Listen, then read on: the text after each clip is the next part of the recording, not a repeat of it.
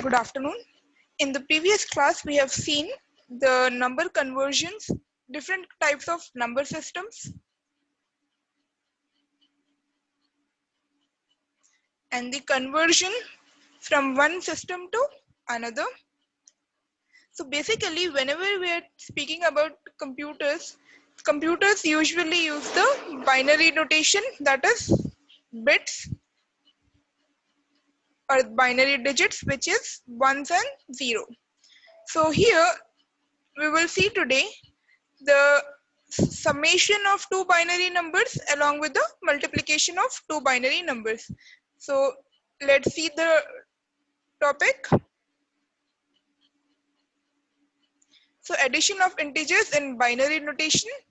So procedure is we simply add the same way that we do in decimal numbers, but the only exceptional cases, suppose we have two binary numbers 0, 1, then 0 plus 0 is equal to 0. 1 plus 0 is equal to 1, but 1 plus 1 will lead in the sum and carry. We will get two things over here. The sum will be equal to 0 and there will be a carry 1. So normally when we add two numbers and which leads to a result greater than 9, then we get the value and we put a carry over there. So similarly, when we are adding 1 plus 1, we will get sum and carry. The sum will be 0 and the carry will be 1. So let's see an example with the same. So we are adding two binary numbers. Add A is equivalent to 1110. It is a binary number, so base 2, and B is equivalent to 1011 and the base is 2. Now let's add it.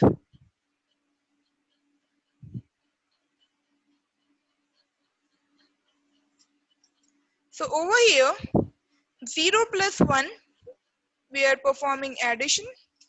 0 plus 1 will give us 1. 1 plus 1, let's mention again, gives us sum which is 0 and carry which is 1. Okay, so 1 plus 1 is giving us 0 and a carry which will be 1. So now again 1 plus 1 will give us sum and carry. So 0 is there, 0 can be ignored. So 1 plus 1 again gives us a sum 0 and the carry is 1. And then here for this one, we have 3 ones. So how do we perform that? 1 plus 1 plus 1. So for these two, if you add, the sum is 0 and the carry is 1. And 0 plus 1 will give us 1 again. So this eventually is giving us, these two ones will give sum 0, carry 1. And then this 0 and 1. So this 0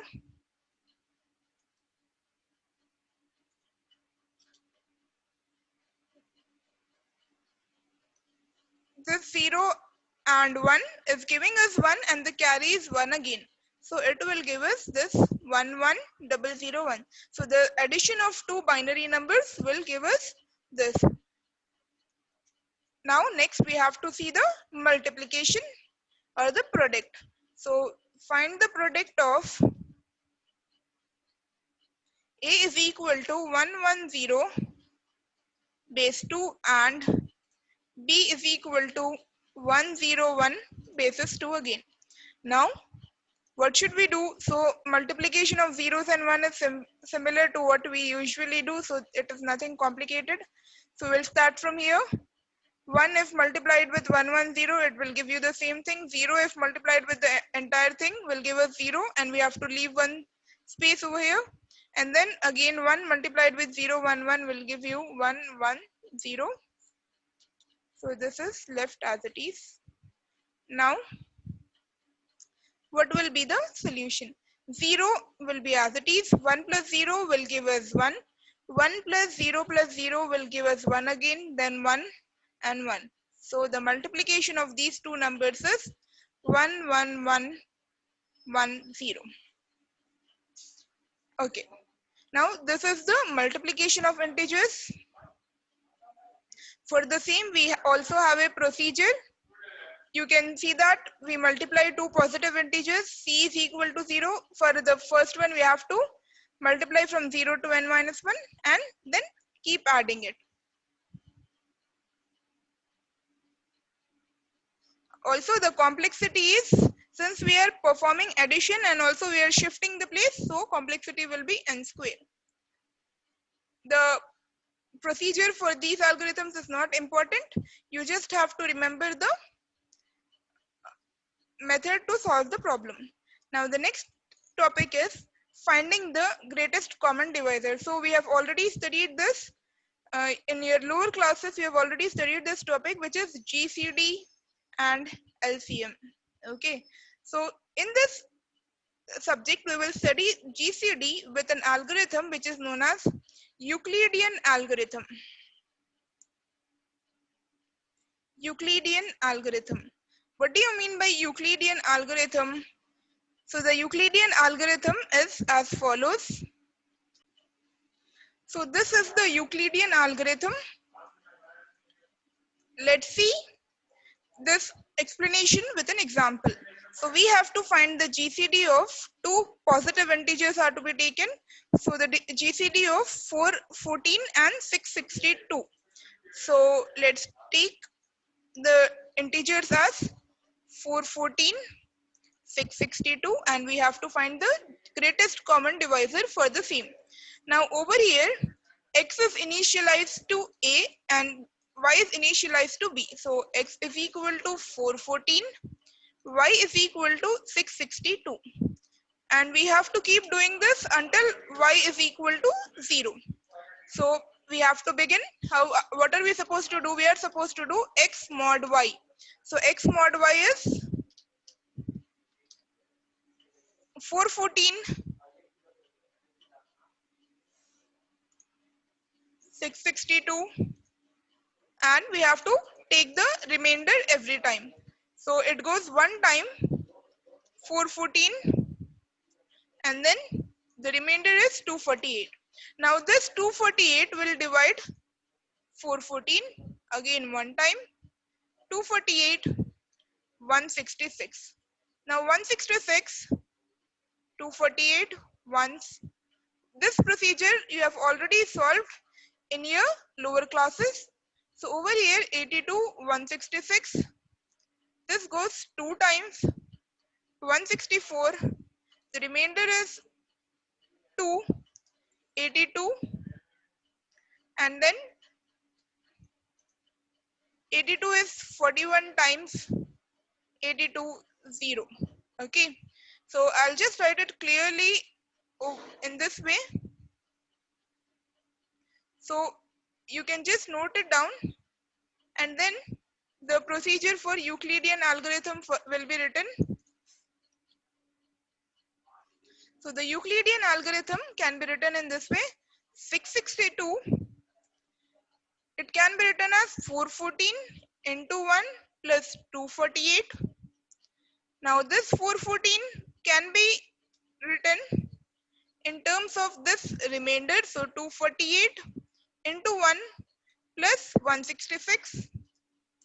Then this 248 we have to write it in terms of the remainder. So 248 is equivalent to 166 into 1 plus 82. Then 166 is equal to 82 times 2 plus 2, and then 82 is equal to 2 into 41 plus 0. So until this value becomes 0, we have to keep on doing this, and at the end whatever your value is, the quotient is, that is your GCD. So the GCD of 414 and 662 is 2. Now after that, this is the Euclidean algorithm, and we are taking r is equal to, we always take the remainder x mod y, and then we change the y value, that is 414 is being taken as x, and then r will be your y. Okay,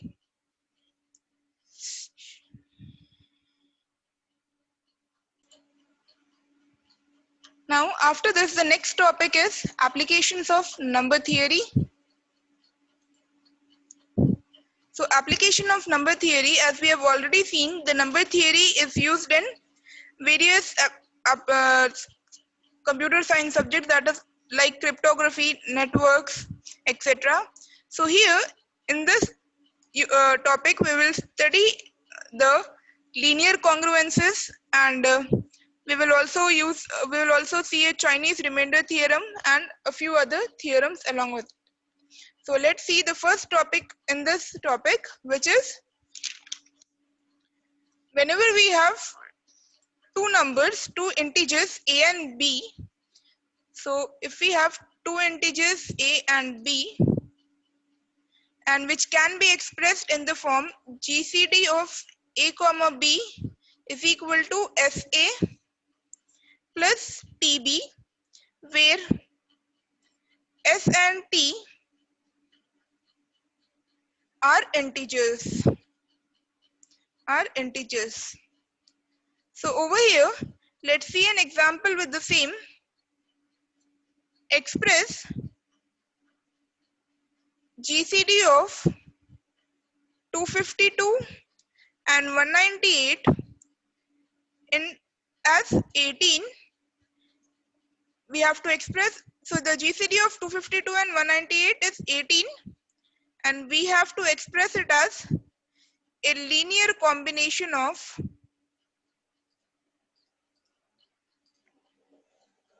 252 and 198. Now, what does this question mean? So for this, let's first find the GCD in this way. So 198, 252, the GCD will be 18. So let's just see that solution.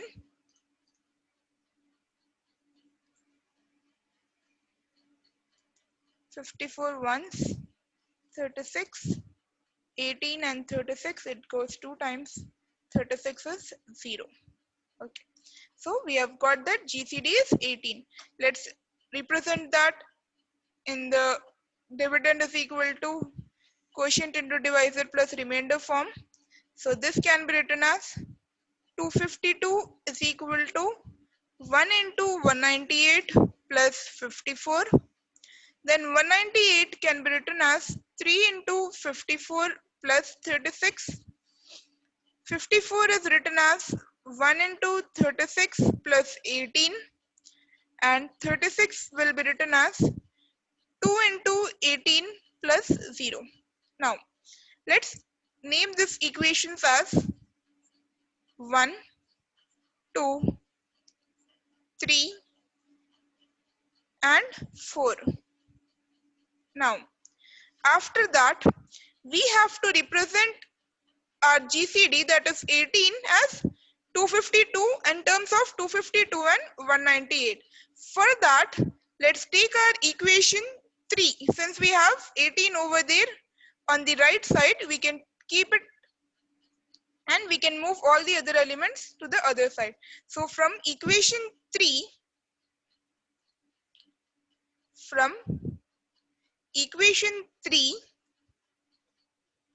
consider it this way. 18 is equal to, so I am taking this equation, this one. 18 is equal to 54 minus 1 into 36. Okay. Now, we can substitute the value of 36 from equation number 2. So let's write that from equation 2. We can write it as 36 is equal to 198 minus 3 into 54. This is here from equation 2. Let's name these equations also. So this will be equation 5. This will be equation 6. After that, substitute this 36 value in your equation 5. So substitute equation 6 in equation 5. Now, this can be written as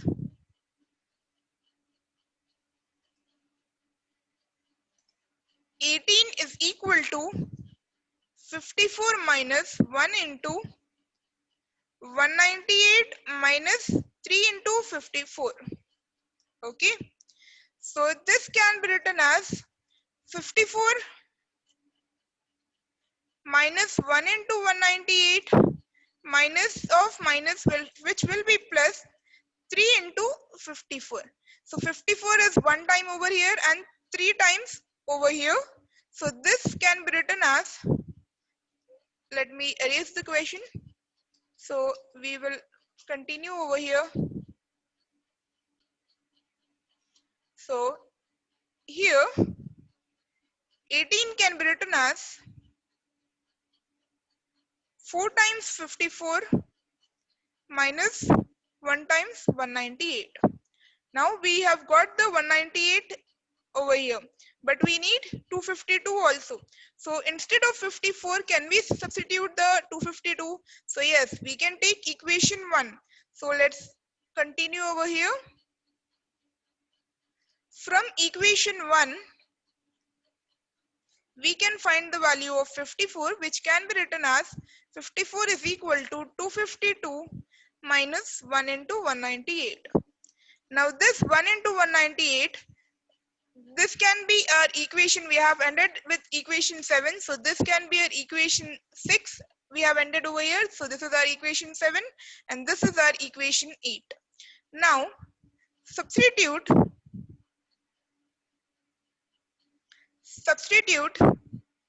equation 8 in 7. So we can write 18 is equal to 4 into the entire equation 252 minus 1 into 198 minus 1 into 198. So over here, this can be written as 18 is equal to 4 into 252 minus, we have 4 into 198, which will be again in minus. So this will be minus 5 into 198. Okay. So if you remember, I said the GCD of A comma B can be represented in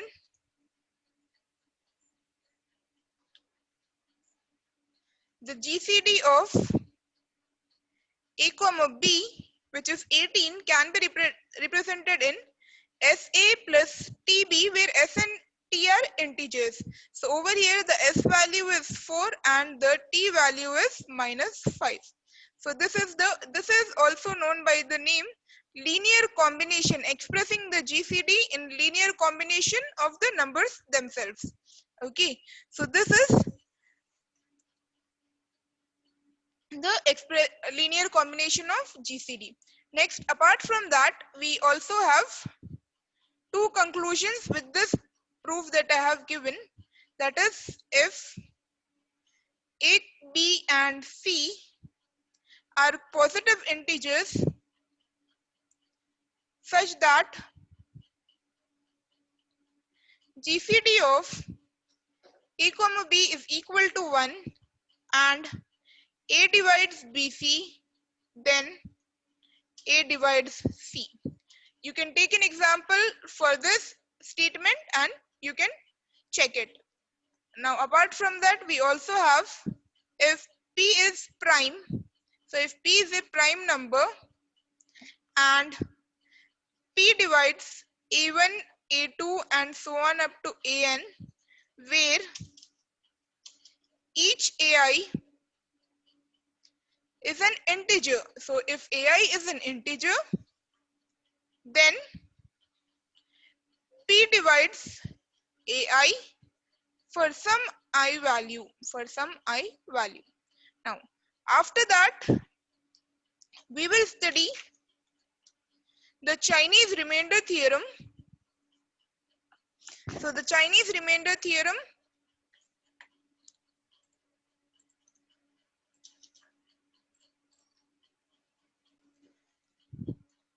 So basically, the Chinese remainder theorem has originated from a Chinese mathematician asking about this puzzle.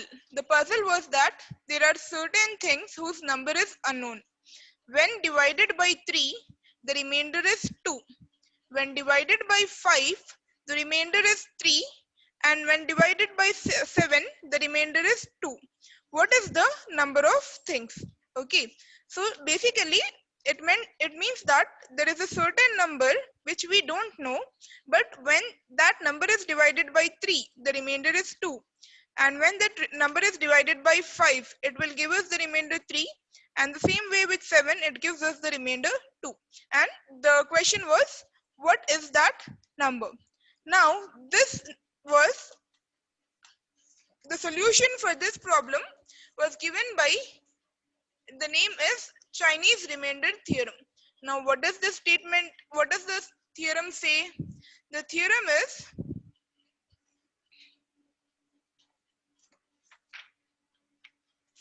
let m1, m2 and so on up to mn be pairwise relatively prime integers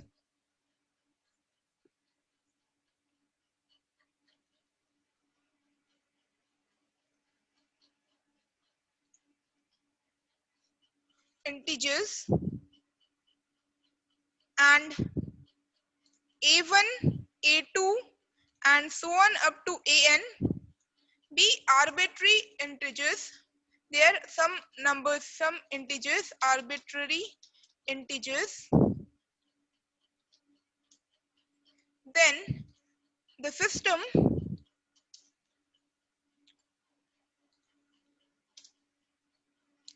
x is equivalent to a1 mod m1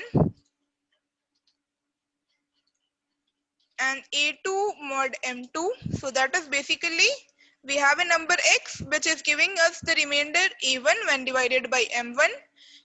When divided by m2, it is giving us a2 and so on up to when divided by an, it is giving, when divided by mn, it is giving us the remainder an.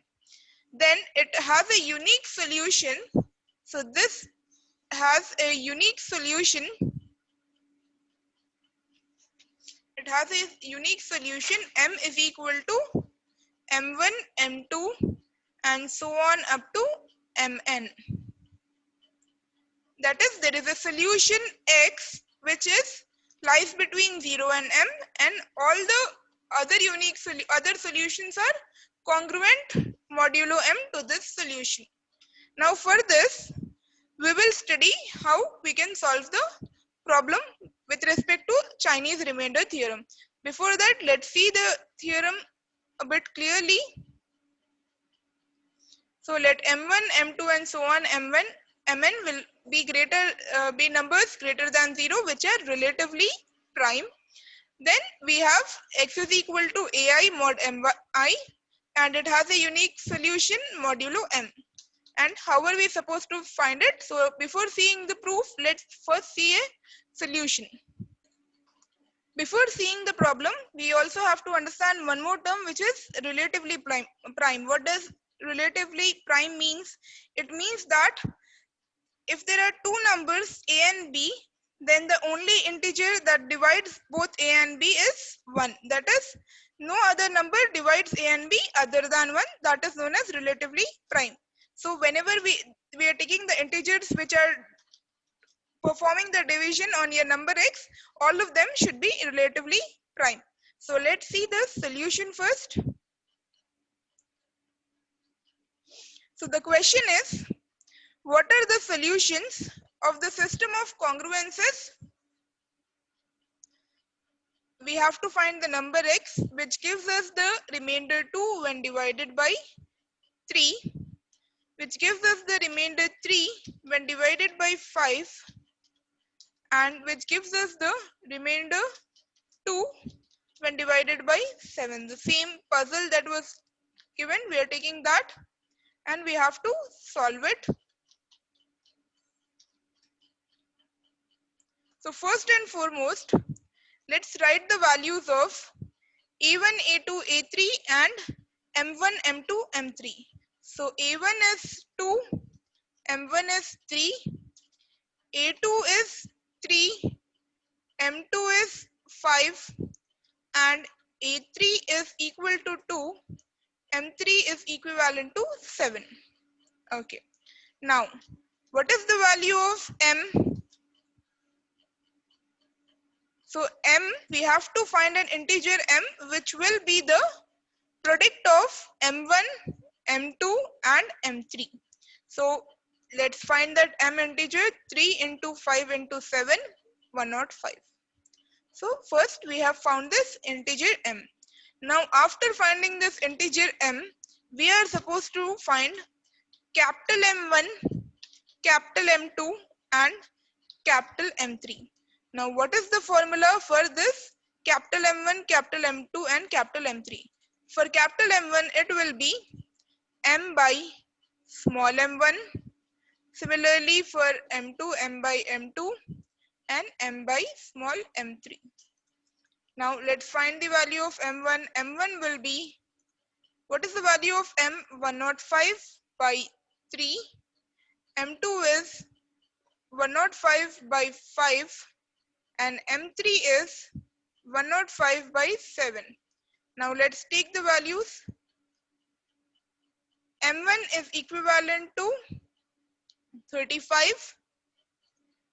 M2 is equivalent to 21 and M3 is equivalent to 15. Okay.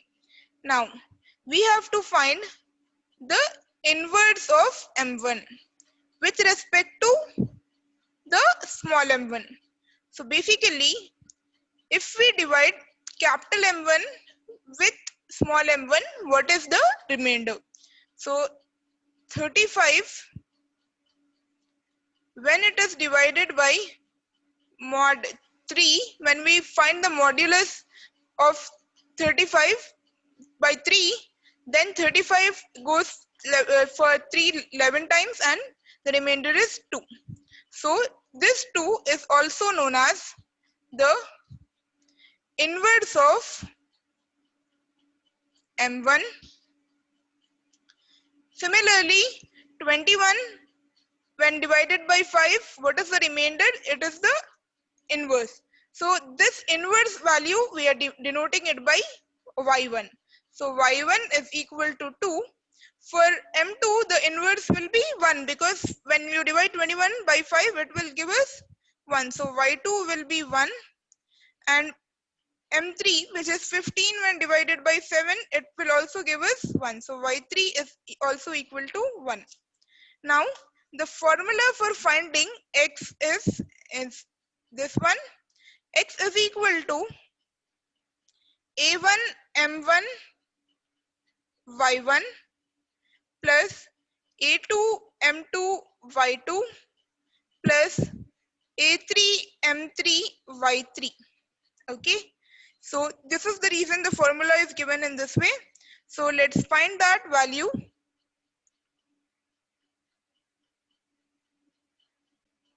So I am continuing it over here. X is equal to, what is a1 value? It is here 2. Capital M1 is 35 and y1 is again 2. So 2 into 35 into 2 plus a2 is 3 into, what is M2 value? It is 21. We have to take capital M2 value. Along with that, y2, it is 1. And then a3, m3, y3, a3 is 2, m3 is equal to 15, and y3 is again 1. So this is equivalent to 233. So 233.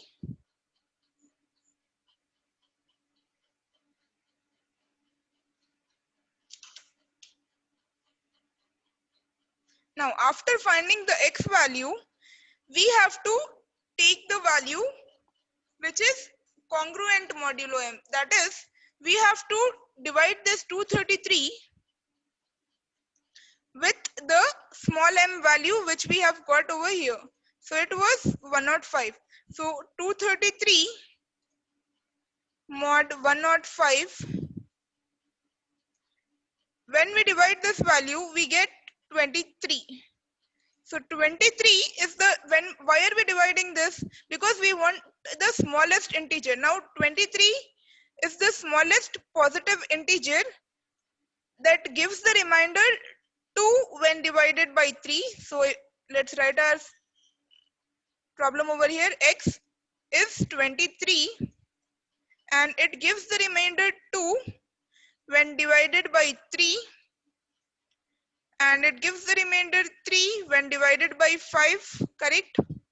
And also it gives the remainder 2 when divided by 7. Also,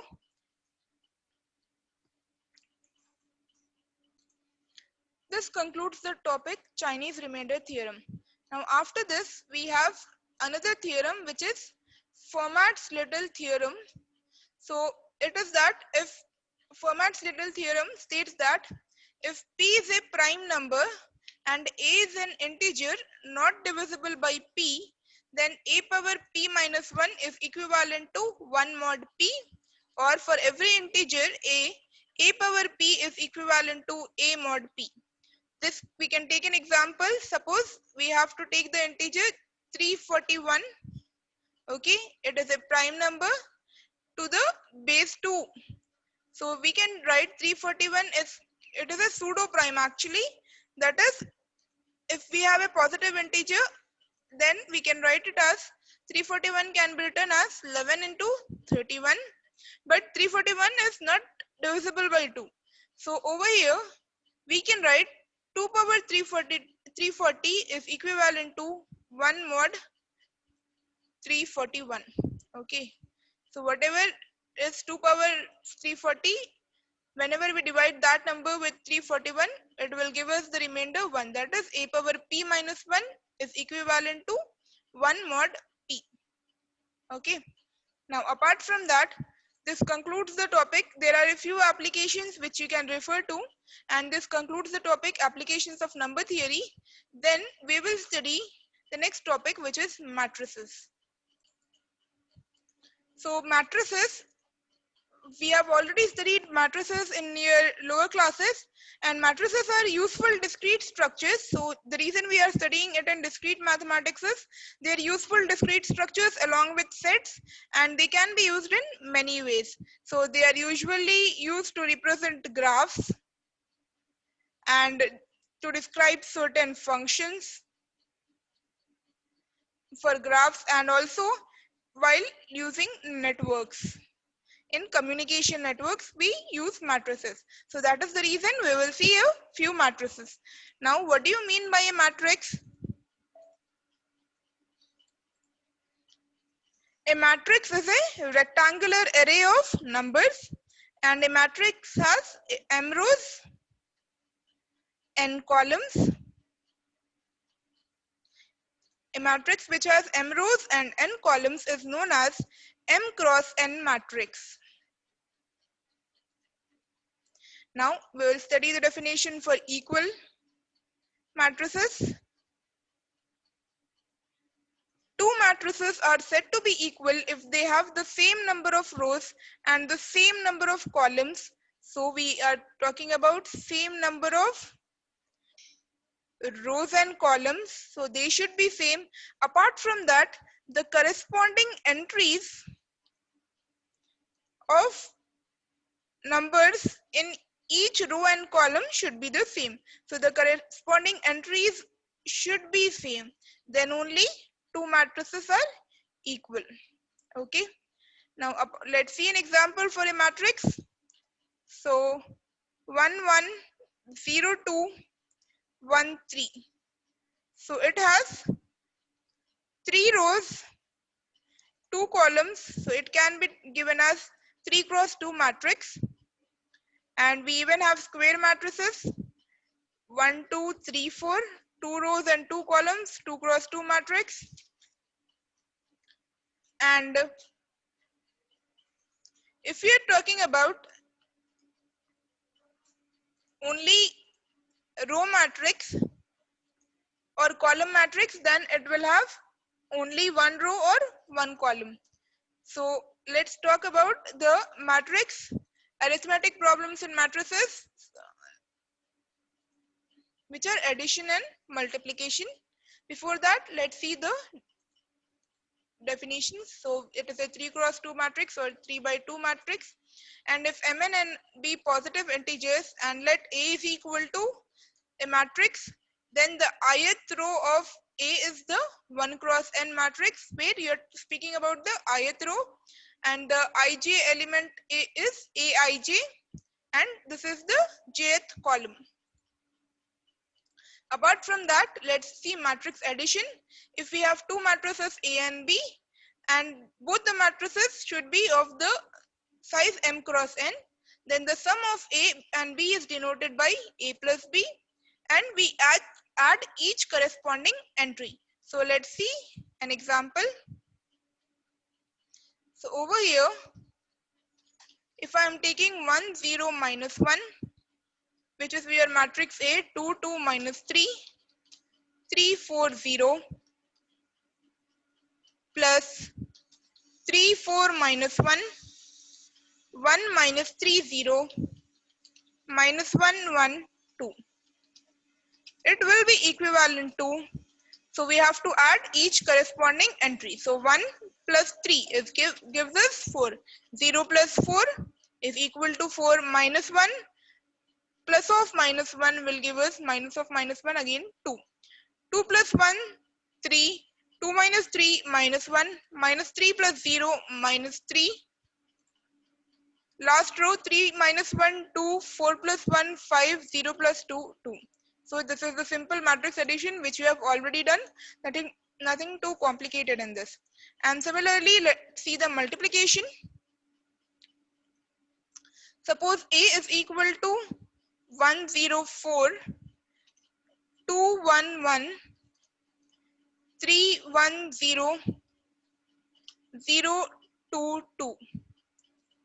Now this is a matrix which has 4 columns and 3 rows, 4 cross 3. Then your B matrix, if you want to multiply, then the columns should be equal to the number of rows. So over here we should have 3 rows. So I can take the matrix 2, 4, 1, 1, 3, 0, and I want to find AB. To find AB, I have to perform matrix multiplication. So basically what you do is, you multiply the first row with this column, and the resultant matrix will be in what? It will be 3 cross 2. So the resultant matrix will be of the size 4 cross 2. Okay, so let's see this.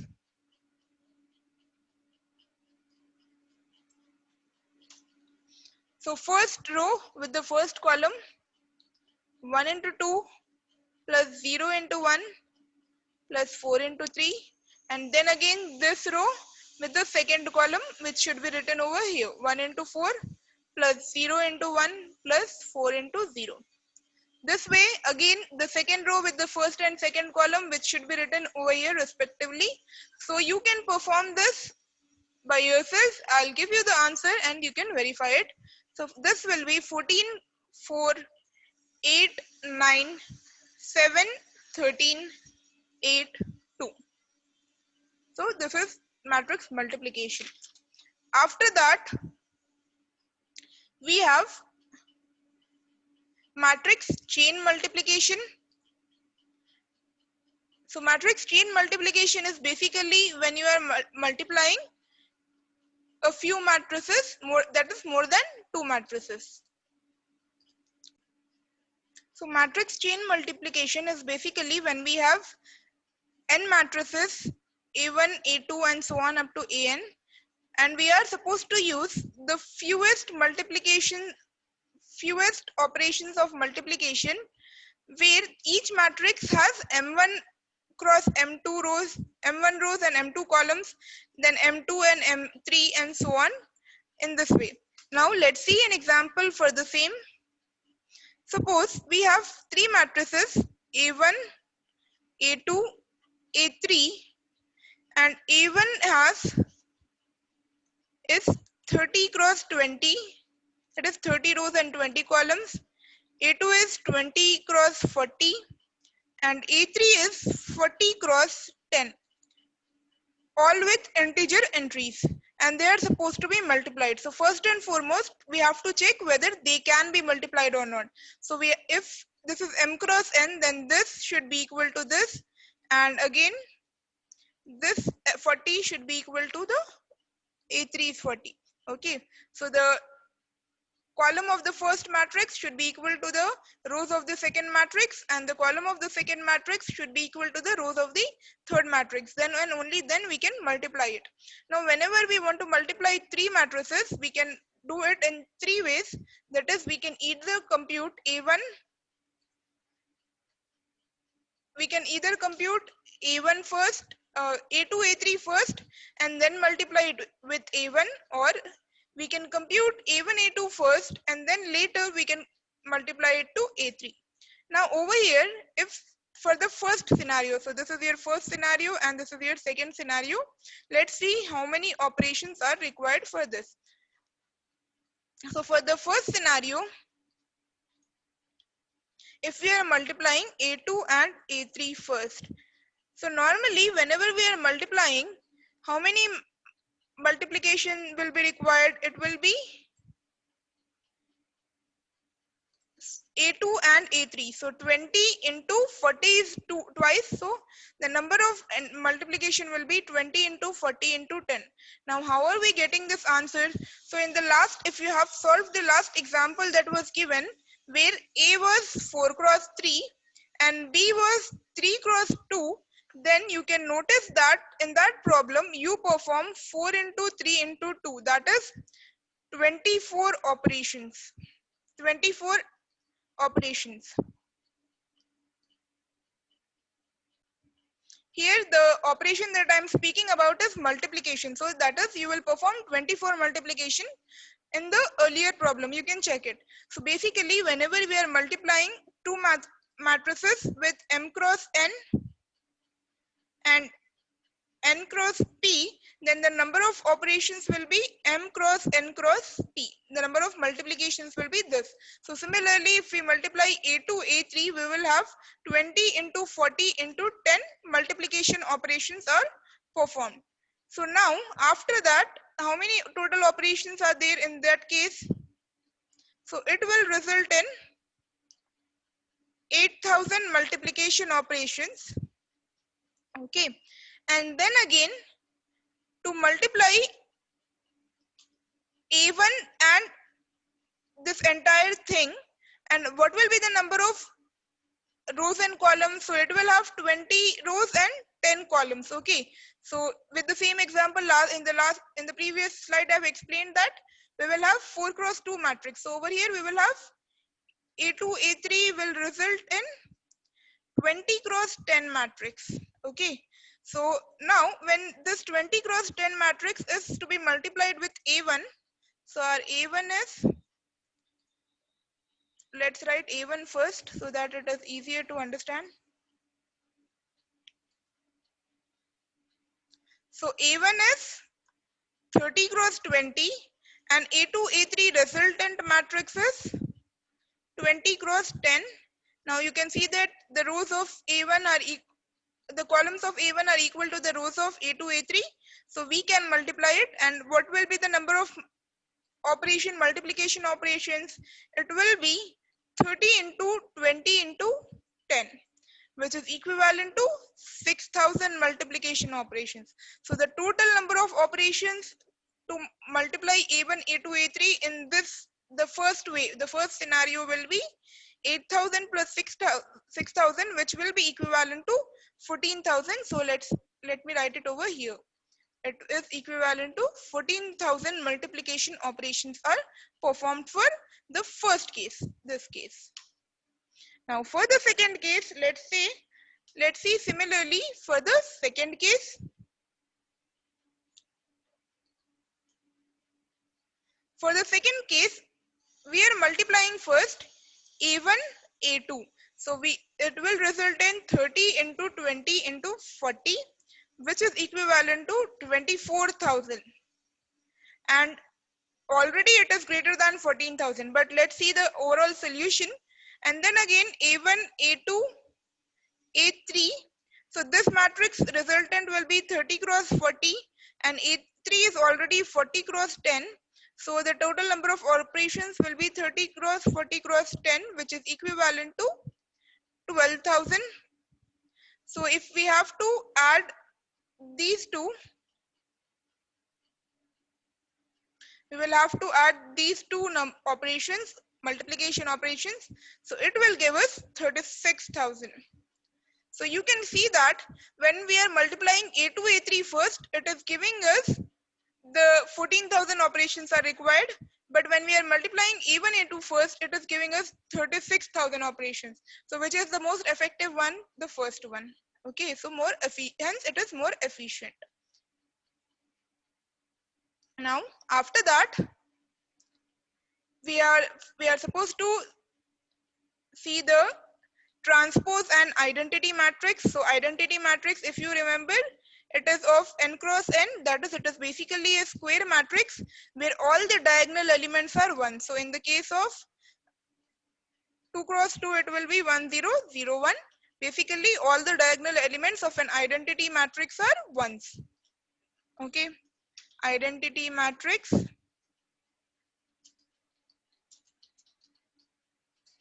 diagonal elements are 1. Next will be the transpose.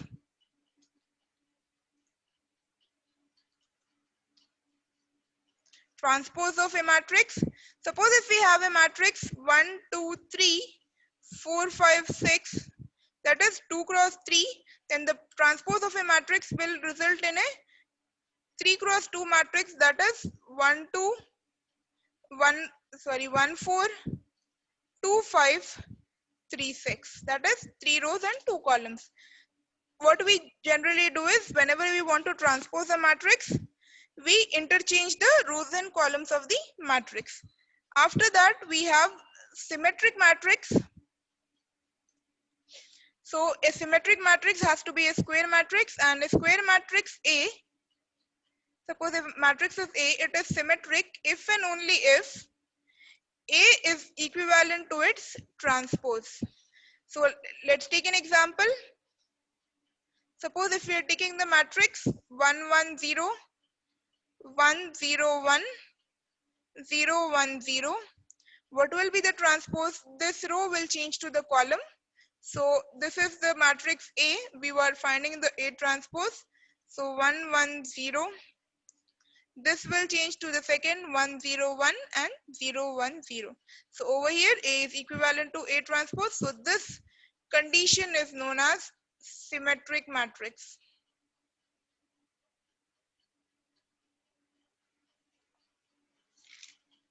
After that, we have 0 1 matrices. So what do you mean by 0 1 matrices? So a matrix with entries or corresponding digits that are either 0 or 1 is called a 0 1 matrix. That is, in our matrix it should have only 0 or 1.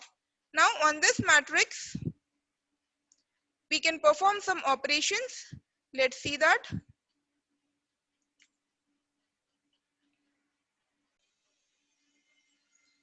So over here, 0 1 matrices, a matrix all of whose entries are either 0 or 1 is called a 0 1 matrix. And algorithms operating on discrete structures represented by 0 1 matrices are based on Boolean arithmetic, and we can perform operations. What operations we can perform? And or operations, and the rules are same if both of them are true. So true, as I have said earlier, is 1 and false will be 0. So if both of them are true, then only it will be true, that is 1, otherwise false. In the case of or, it will be if either of them is 1, so or is given, if either of them is 1, then only 1, otherwise 0. If both of them are 0, then it will be 0. So now based on that, we have two operations which are known as join and meet. So we will see those. So suppose A and B are two 0 1 matrices. The join of A and B is denoted by this A or B. Okay, it is basically ORing all the corresponding elements of both the matrices. And the meet is denoted by A and B, and it is basically and performing and operation on the corresponding element. So let's see an example with the same.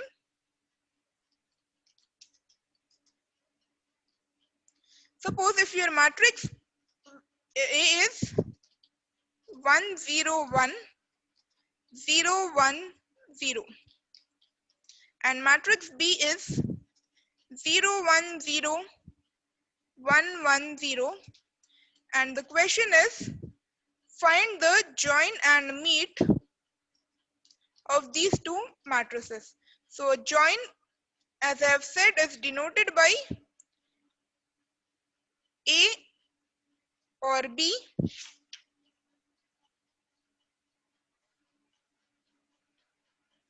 A or B, and it is equivalent to ORing the corresponding elements of the matrix, and meet will be A and B. So let's do it. This can be done as 1 or 0, 0 or 1, 0 or 1, 1 or 1, 1 or 0, 0 or 0. It will give us 1 1 1 1 1 0. Okay, while meet can be given in this way: 1 and 0, 0 and 1, 1 and 0, 0 and 1, 1 and 1, 0 and 0. So over here the solution will be 0 0 0, since in the case of meet, that is and, if both of them are 1, then only 1. So for only this it will be 1. So over here 0 1 0. Okay, so this is the meet operation. Apart from this, we have the Boolean product. Boolean product is denoted by this. It is the multiplication of your 0 1 matrices. So suppose I am taking the matrices A 1 0 0 1 1 0, which is a 3 cross 2 matrix, and B, which is 1 1 0 0 1 1, which is a 2 cross 3 matrix. Now whenever I am finding the Boolean product, so in the case of your matrix, simple matrix multiplication, what you used to do was you used to multiply the row with this column. So over here, instead of how, if you do normal multiplication, it will be in this way: A into B will be 1 into 1 plus 0 into 0. Now in this case, we have to remove, in the case of this Boolean product where you are taking this symbol, you are supposed to remove this multiplication and replace it with and. So you will replace it with and the plus sign will be replaced with or. Okay, so the multiplication is replaced with and the plus sign is replaced with or, and you can perform this in the same way. So for this, I'll just give the solution and you can perform the operation. So the solution for this is 1 1 0 0 1 1 and 1 1 0 when you perform Boolean product. And after that, we have powers of a square 0 1 matrix, powers of a square 0 1 matrix.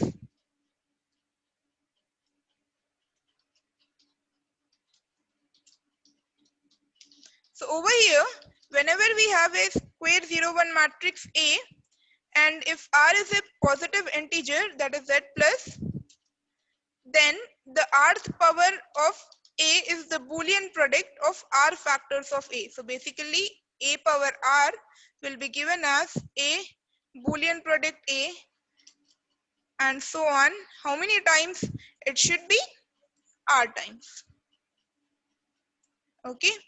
And for this example can be taken, suppose if A is equal to 0, 0, 1, 1, 0, 0, 1, 1, 0, then what is A power 2 and A power 3? So for this you have to multiply A cross A, or you can, since we are using the Boolean product sign, let's write it A Boolean product A. Similarly for this 3 times. So whatever result you get over here, take that and multiply it again with A. So this is the powers of a square 0, 1 matrix. And with this we conclude our unit 1. Thank you.